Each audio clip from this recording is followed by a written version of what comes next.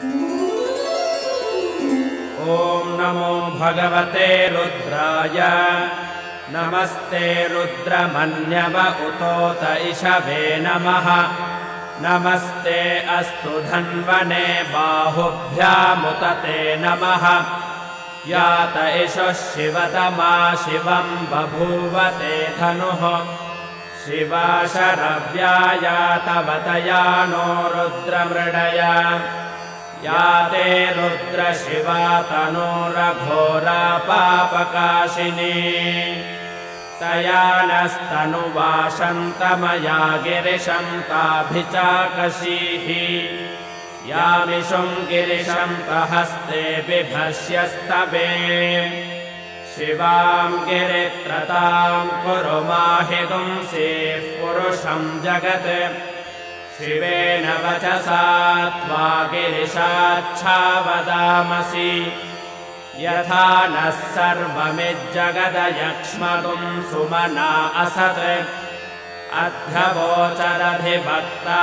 प्रथमो दैव्योऽभिषक् अहेगिश्च सर्वान् जम्भयन् सर्वाश्च यातु धान्यः असौ यस्ताम्रो अरुण उत बभ्रुः सुमङ्गलः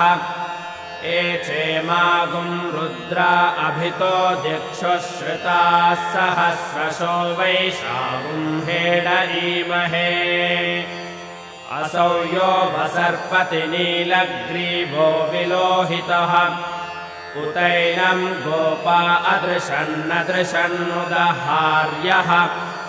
उतैनं विश्वा भूतानि सदृष्टो मृडयातिनः नमो अस्तु नीलग्रीवाय सहस्राक्षाय मीढुषे अथो ये अस्य सत्त्वानोऽहं तेभ्यो करन्नमः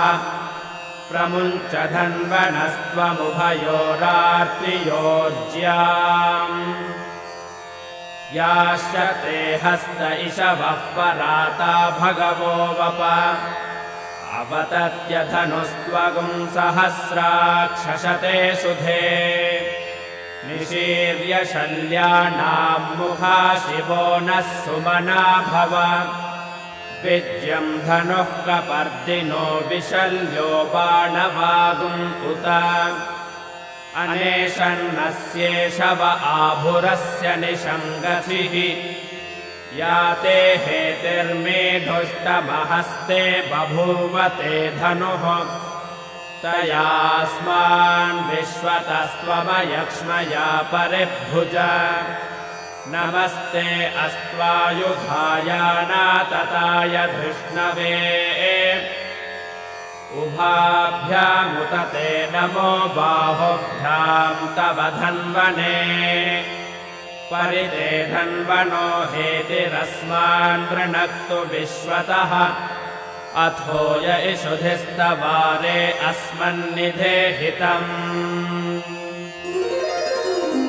नमस्ते अस्तु भगवन् विश्वेश्वराय महादेवाय त्र्यम्बकाय त्रिपुरान्तकाय त्रिकाग्निकालाय कालाग्निरुद्राय नीलकण्ठाय मृत्युञ्जयाय सर्वेश्वराय सदाशिवाय श्रीमन्महादेवाय नमः नमो हिरण्यबाहवे सेनान्ये दिशां च पतये नमो नमो वृक्षेभ्यो हरिकेशेभ्यः पशूनां पतये नमो नमः सस्पिञ्जराय द्विषीमते पथीनां पतये नमो नमो बभ्रुषाय विव्याधिनेन्नानां पतये नमो नमो हरिकेशाय योपवीतिने पुष्टानां पतये नमो नमो भवस्य हेत्यै जगतां पतये नमो नमो रुद्राय तथा विने क्षेत्राणां पतये नमो